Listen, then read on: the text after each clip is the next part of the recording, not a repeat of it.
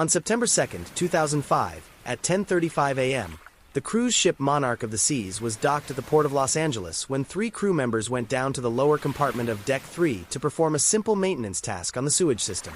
Their names were Fidel Lora, Alfredo Rivas, and Miguel Ángel Vargas, all experienced workers with years of service aboard Royal Caribbean vessels.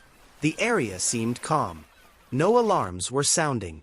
The task was routine: disconnect a clogged drainage pipe in the wastewater system. But when they opened the inspection valve, an almost invisible cloud escaped into the air. It was hydrogen sulfide, the most lethal toxic gas found in sewage systems. Within seconds, the smell of rotten eggs filled the room. In less than 30 seconds, all 3 men were on the ground. The gas acts fast. It paralyzes the sense of smell, destroys the respiratory tract, and shuts down the body before the mind realizes what is happening. A 4th worker, who tried to rescue his colleagues, also collapsed but was pulled out alive a few minutes later. Firefighters arrived at 10:49 a.m. The official report stated, confined space, inadequate ventilation, lethal concentration of H2S above 1,000 ppm. None of them had a chance to survive. The accident occurred on U.S. soil, while the ship was still docked, which amplified the public reaction. Royal Caribbean was sued and, years later, admitted to serious failures in training and safety measures for work in areas at risk of gas exposure. Fidel, Alfredo, and Miguel were buried in their home countries. The 3 died working aboard a luxury ship, suffocated by an invisible gas that no passenger would ever see. In the early hours of April 7, 1990, the ferry MS Scandinavian Star departed from Oslo, Norway, bound for Frederikshavn, Denmark. On board were 482 people, 383 passengers, and 99 crew members. Among them were Norwegian families, Portuguese sailors, and Danish workers. The weather was calm, and the sea was flat. Shortly after 2 a.m., thin smoke began to rise from Deck 3. Minutes later, flames reached the stairways, racing through the corridors as if the very air had caught fire. The alarm sounded too late. The first officer on duty, Bjorn Rortveit, tried to coordinate the firefighting efforts, but the blaze spread inside the walls. The melamine and PVC laminate materials fueled the flames instead of containing them. The corridors became tunnels of smoke. The fire doors, which should have closed automatically, jammed open. Many passengers were asleep. Others, awakened by the chaos, were quickly overcome by toxic cyanide and carbon monoxide fumes. Some managed to reach the lifeboats, but dozens were trapped inside their cabins. On Deck 5, the Norwegian Larsen family, Anne Tor, and their 7-year-old son Marius, tried to reach the main staircase. They never made it to the surface. They were found embracing each other near the emergency door, already poisoned before the fire reached them. When Danish and Swedish rescue ships arrived at 5:30 a.m., the Scandinavian Star was a mass of metal and smoke. 159 people died that night. Initial investigations concluded that the fire was deliberately set. The main suspect was a Danish passenger named Erik Mork Andersen, found dead at the scene, but years later new evidence showed that several separate fires had been started in different parts of the ship, something he could not have done alone. The case was never fully solved. And to this day, the Scandinavian Star remains remembered as the worst maritime fire in modern European history. After the tragedy, the International Maritime Organization changed dozens of safety protocols. Louder alarms, mandatory crew training, and the use of less flammable materials.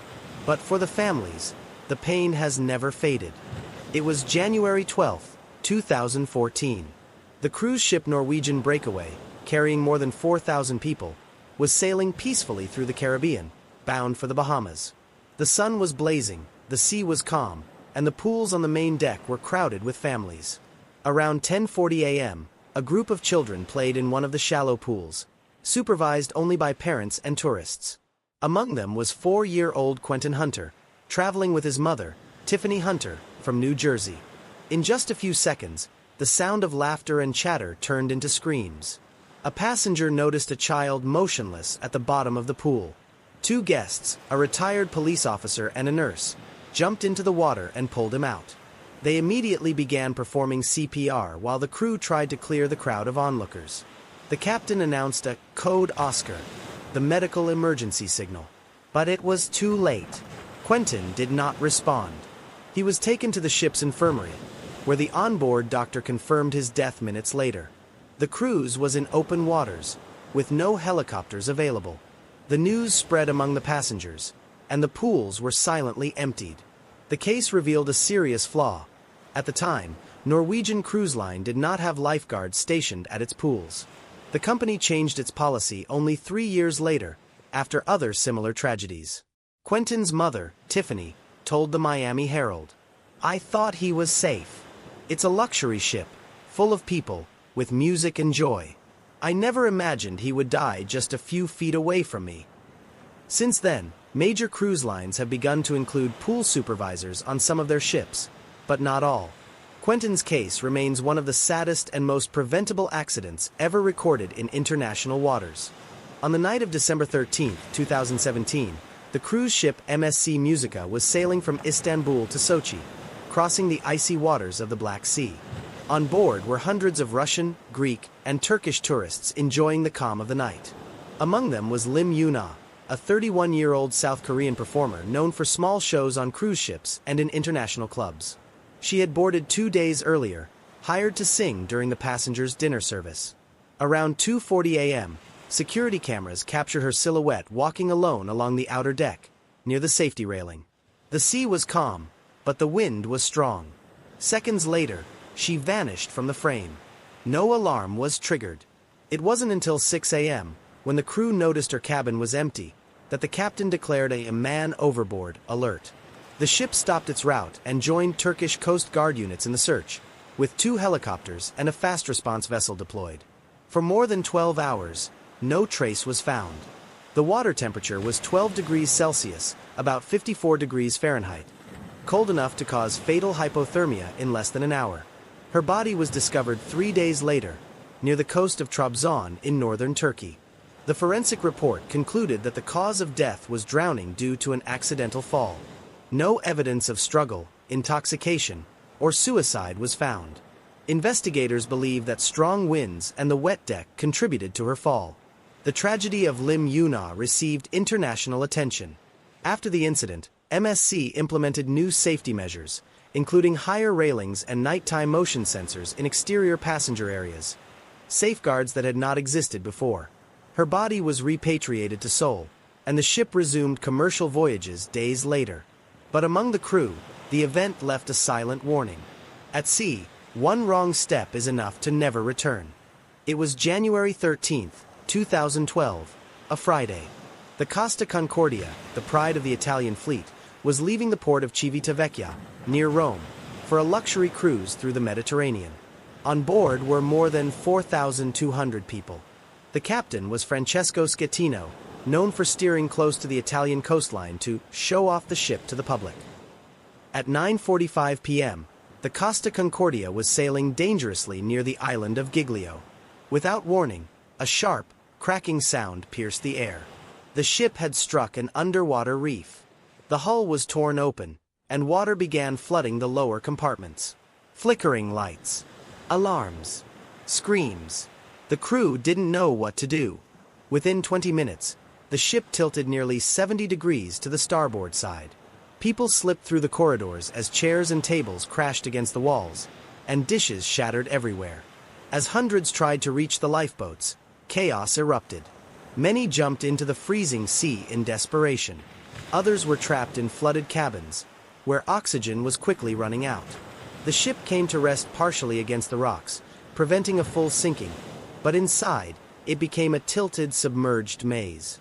Coast Guard divers described scenes of horror: bodies wedged between metal doors, people suffocated inside elevators, passengers crushed by loose furniture.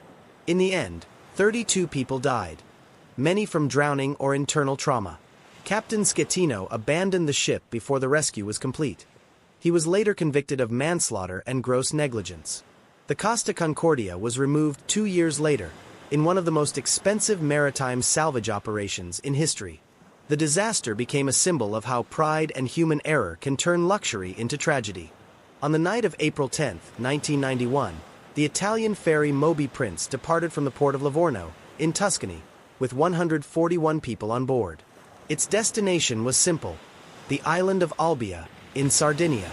The sea was calm, and the sky was covered by a thick fog. At 10:25 p.m., just minutes after departure, the ship violently collided with the oil tanker Agip Abruzzo, which was anchored in the bay carrying 80,000 tons of crude oil. The impact tore a massive hole in the tanker's hull.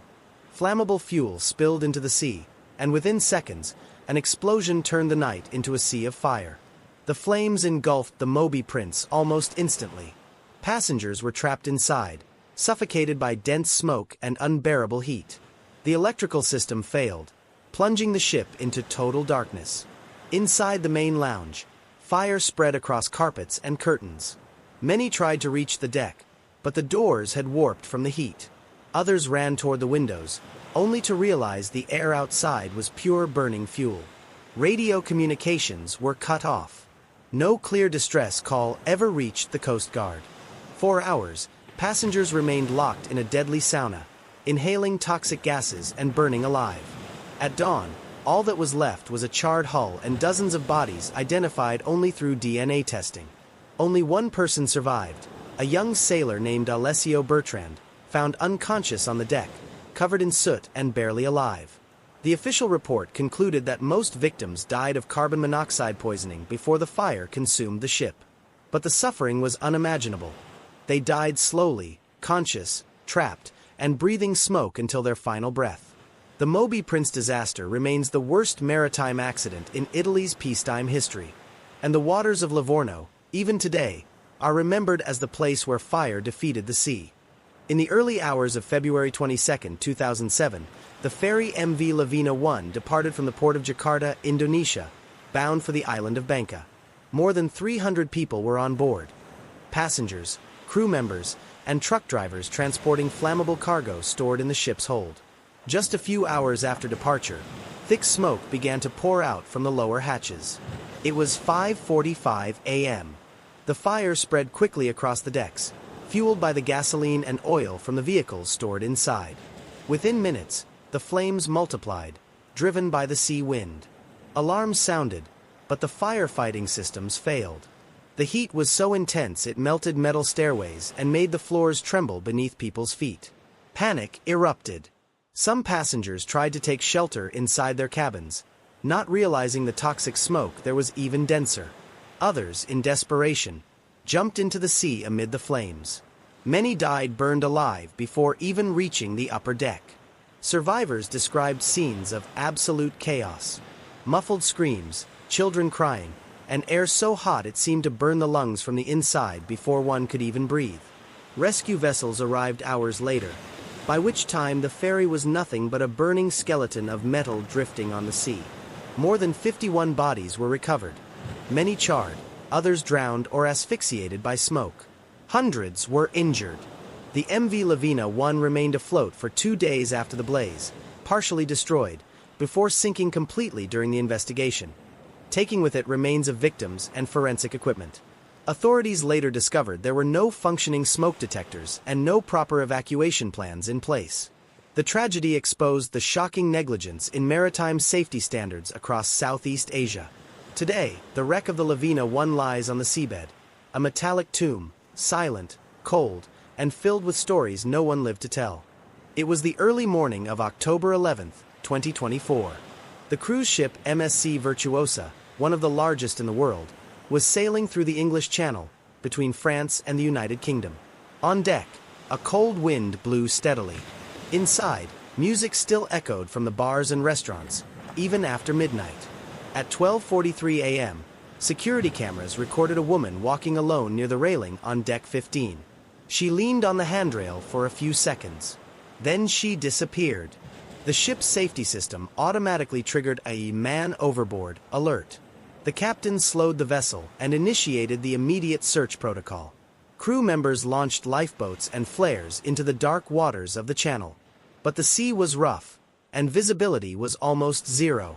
At 2:07 a.m., a British Coast Guard helicopter spotted something floating in the frigid water. It was her body, motionless, still wearing the evening dress from the night before. Paramedics tried to resuscitate her, but the ship's doctor confirmed her death during the rescue. Authorities reviewed the internal footage and confirmed She hadn't jumped. She slipped. The deck was wet from early morning condensation. One wrong step, and she fell more than 40 meters, straight into the freezing sea, where waves reached 3 meters high. Her body was taken to the port of Southampton. No passengers knew her personally. She had boarded alone. The case was widely reported in the United Kingdom, and MSC Cruises pledged to reinforce nighttime safety measures and install infrared sensors on balconies. But for those who saw the footage, one feeling lingered. The speed at which life vanishes at sea is faster than the time it takes for the alarm to sound. The MSC Virtuosa resumed its voyage hours later. Silently. The sea, once again, kept the secret. Gas, fire, water, silence. 3 elements, 3 different ways to die in the same place. The sea. Fidel, Alfredo, and Miguel suffocated on an invisible gas deep in the hold of a cruise ship that promised luxury and comfort. The victims of the Scandinavian Star and the Moby Prince burned alive, trapped between metal and fire, with nowhere to run. Little Quentin, just 4 years old, drowned before hundreds of people in a pool that was supposed to be safe. On the Costa Concordia, luxury turned into panic, and the bottom of the sea filled with screams that no one ever heard again. On the Lavina 1, the air itself caught fire before anyone could take a breath. And on the MSC Virtuosa, one slip was all it took for the ocean to claim another life, in silence. They all boarded to live an unforgettable experience. And they did. Just not in the way they imagined. These stories share one truth. No one ever knows the exact second when it all ends. Not the screams, not the fire, not the sea. None of them give a warning. The lights stay on. The ships keep departing. And the sea, unmoving, keeps waiting. Because in the end, the sea never forgets.